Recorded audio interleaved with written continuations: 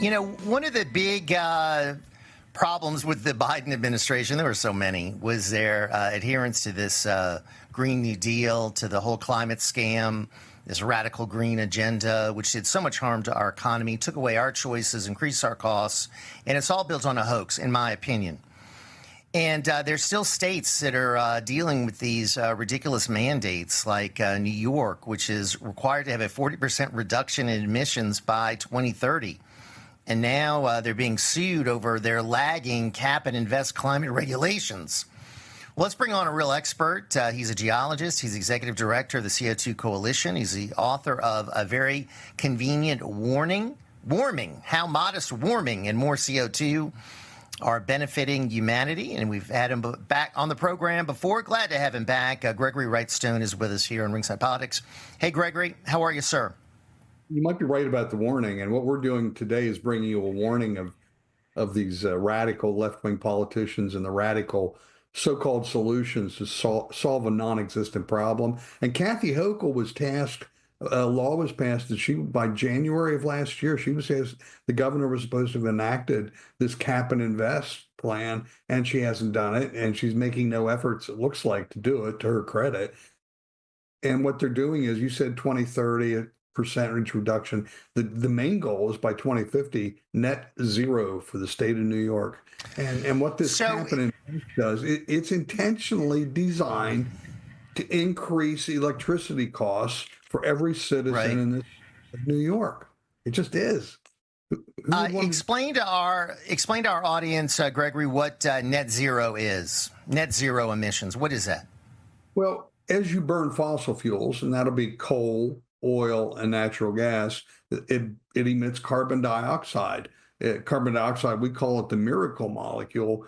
Kathy Hochul and those people call it the demon molecule. But when you burn carbon dioxide, if you're using your coal, if you're burning coal, or you're using your car for gasoline, if you're burning coal to create electricity, which is abundant, reliable, and affordable coal-fired energy, they want to tax this. They want to capture, on one hand, capture other CO2, so the net emissions are actually zero.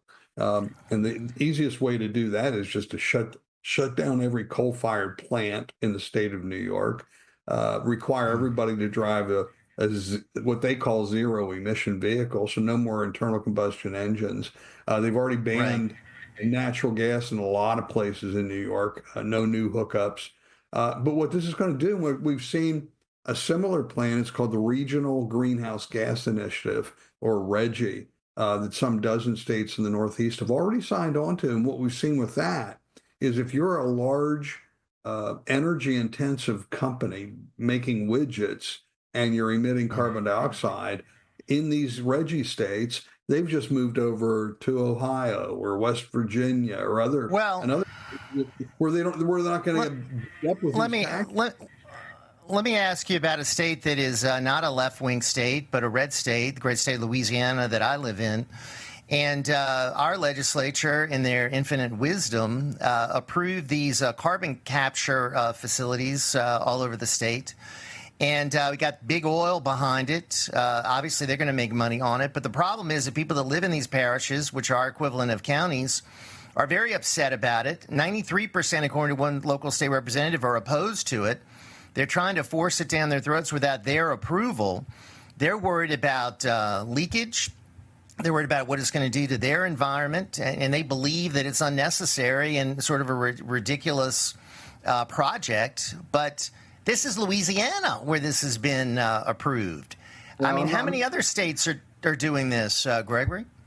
Well, they're otherwise rational, what we would think is conservative politicians have latched onto this. If you look at the Western Governors Alliance, and that was Kristi Noem, and who's now National Security, or HHS, not HHS, but she's in charge of, and Doug Burgum in North Dakota. DHS. They want to They want to decarbonize the West. They're big. They were really big supporters of this. And what we find is, we did a paper last year concerning this, and what we found was Dr. Byron Sapoin used to work in the carbon capture. He's a PhD, chemical engineering, and according to his report, It's energy intensive. If you're going to strip carbon dioxide out of the coal-fired gas plant, it's going to be expensive. It's going to cost nearly $1 billion to do it.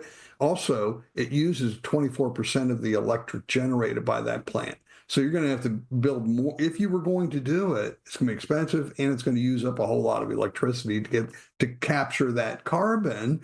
And so what the end result is, there won't be any coal-fired plants left, which, after all, isn't that their goal? And also be very expensive and fewer natural gas-fired plants.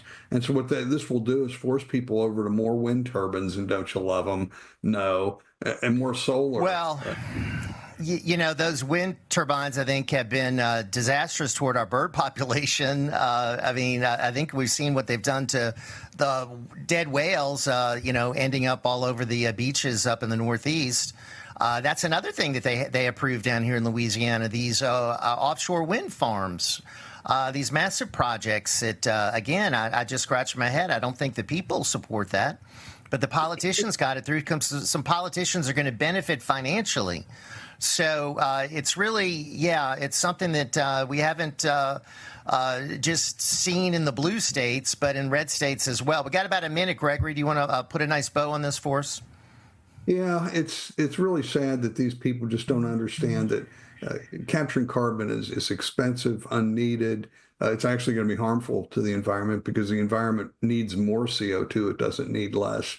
We need to educate these people about the dangers of the carbon dioxide. The main thing, though, is its economic effects on the people of the state, drive up electricity costs, and they're going to have to build thousands of miles of additional electric lines to get the electric that's needed out, and also thousands of miles of carbon dioxide pipelines, which carbon dioxide with regular steel embrittles the steel.